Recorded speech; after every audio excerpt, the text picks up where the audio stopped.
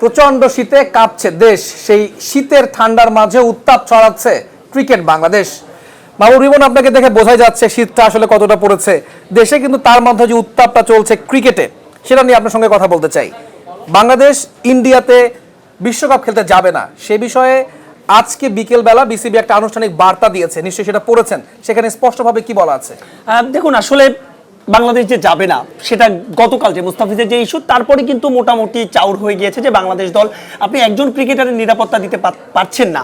সেখানে বাংলাদেশের বিশাল একটা বহর যাবে, 15 জনের স্কোয়াড, কোচিং স্টাফ রয়েছে, গণমাধ্যম কর্মীরা রয়েছে, আপনি একজনের নিরাপত্তা দিতে পারছেন না, এত বড় বহরকে কি করে নিরাপত্তা দিবেন? ঠিক সেই বিষয়টাই আইসিসিকে যে চিঠি দিয়েছে বাংলাদেশ ক্রিকেট বোর্ডের পক্ষ থেকে, সেখানে আসলে সেই বিষয়টাই তুলে দেওয়া হয়েছে। বাংলাদেশ কিন্তু বলেনি তারা বিশ্বকাপ খেলবে না। বাংলাদেশ বলেছে যে যেহেতু সামগ্রিক সব পরিস্থিতিতে দুদেশের রাজনৈতিক টানাপোড়েন, নানা বৈরিতার কারণে তারা মনে করছে না যে ভারত এই মুহূর্তে বাংলাদেশের ক্রিকেটার, গণমাধ্যম কর্মী, কোচিং স্টাফদের জন্য সেফ,